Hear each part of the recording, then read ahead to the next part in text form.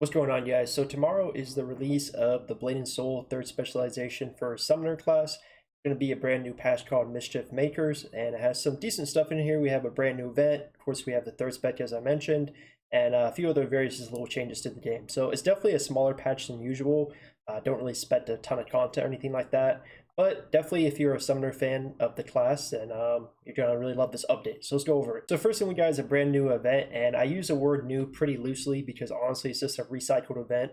I think almost everyone has done this event at least once because they've recycled it like twice in a year before.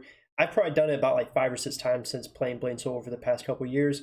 The Candy Cloud Carnival, which basically you fight these two like fat guys with candy and everything. It's kind of a weird environment for playing Soul, but you definitely just fight them. They have like these giant shields you have to break through. They're very easy. You don't have to have gear or anything. So you can see right here, you get your basic rewards of the Sacred Vial and the pet pets. They do have the count limit, which is just something that is going to be the case for the rest of the Blade and Soul's existence. They're always going to do the count limits per week, sadly. But you can get 2 vials per count each week with the Sacred Vials. Besides that, they have a Star Wheel ticket, which is actually kind of interesting because you can spin the ticket in Hot Shit's Hamlet.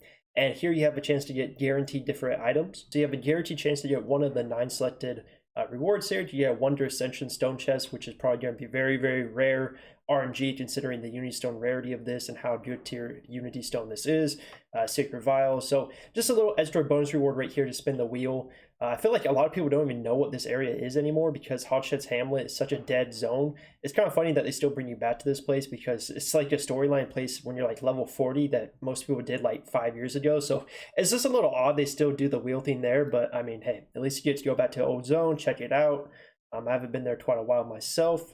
So here's all the rewards here. It's pretty decent. Just do your daily challenge 5 times. You can get bonus rewards there. And yeah, you get your Candy Cloud Taffy and your tokens. You can trade them in.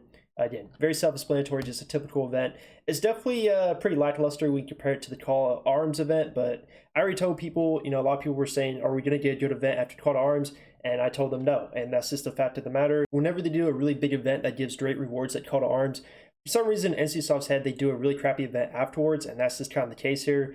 Not to say that this event is terrible, because you still get decent rewards for doing kind of minimal effort, just kind of like an event. Dungeon is very easy, and then your daily challenge. But comparing to Call to Arms, it is pretty terrible. So the rewards are not even close. But that's just the case there. So you can really skip this event and it wouldn't really hurt you at all compared to like the Call to Arms where you want to do it. Some people might say that's a good thing because it may be burnt out from Call to Arms event. I don't know. But definitely not, you know, the greatest event right here. But either way, that's really the event. Just decent stuff right here. I'll probably just go for my Sacred Vials to keep it simple. And then we also have other stuff. Now, this was one that a lot of people were kind of tripped out about because they didn't really understand it and they thought it just didn't really make sense. Basically, you're trading gold for a faster cooldown time on your 5 million Half-Moon SP charms. So how it works here is you trade in your special Half-Moon SP charms for gold and you get the premier Half-Moon SP charm. So one of these looks like this. It's 5 million Half-Moon SP and the cooldown is 2 seconds. Basically right here you see you need 5 special Half-Moon SP charms to make 1 premier Half-Moon SP charm. So as I showed you guys earlier, the premier Half-Moon SP charm is 5 million, right? So 1 special Half-Moon SP charm is 1 million, so 5 of them is 5 million. So you're probably thinking, well, what's the benefit? Because you're trading 5 million SP charms essentially for a premier Half-Moon SP charm, which is 5 million SP. So you're trading the same amount of SP for the same amount. There's really no difference in the amount of SP you get. What's the benefit of this? And it's also going to cost you gold. Well, basically the only benefit of this is that you only have to click 1 charm instead of 5. So there really is 0 benefit to this at all. You're just kind of wasting your gold. I guess like if you're like really lazy and you don't want to click 5 individual charms to get the 5 million SP, you could transmute them for 1 gold and just click 1 charm. But honestly, like really, like I just don't really feel like this is very useful. I mean, maybe if you have the spare gold and you don't care and you just want to throw a ton of gold just to have less things to click, I get it is pretty annoying when you have a bunch. I know when I have the ordinary SP charms, the green ones that are like 10,000 SP, I think, I always get like a million of those. I hate going through them so much. It's just really annoying. So I understand that it's tedious, but I just don't really feel like it's worth it. I don't feel like it's like that big of a deal to have to waste your gold to make a bunch of these when you could just spam these and get the same amount of SP. I don't really see why this is such a big thing, honestly. I don't really get it. I saw a lot of people like, what the heck is the point of this at all? But hey, if you have the spare gold and you don't want to click a bunch of times, you can transmute these and use some gold, and then you have less clicking. So there you go. Still kind of just a dumb change to me. But we also have the Hanmoon Headaway, which is basically going to give you honing oil chests, which you can use to transmute into sacred vials if you want.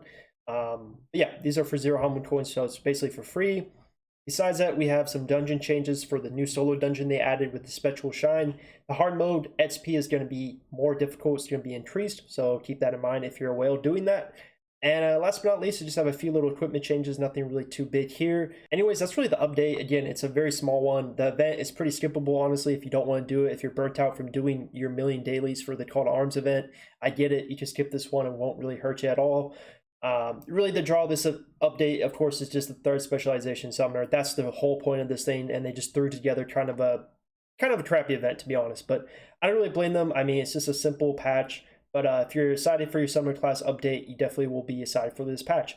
One thing to note is if you have your summoner class, they will do the same thing they do for all the 3rd spec releases, where they'll give you a way to swap your badges for free, so you don't have to worry about that, because obviously you'll need different badges for the 3rd spec version. But anyways, that's really the update. Let me know in the comments below what you guys think about this patch. Are you going to be doing the event? Do you have a summoner class? Are you excited? Next up, of course, is going to be the Warlock 3rd specialization, which is already out in Korea. And we'll probably begin it probably by summer, maybe fall, around that time frame. We'll have to wait and see exactly, but definitely will be very, very soon, a couple months from now. So keep that in mind. Anyways, appreciate you guys a lot. Leave a like, subscribe to the channel, and I'll keep you guys updated with more Blade Soul news very soon.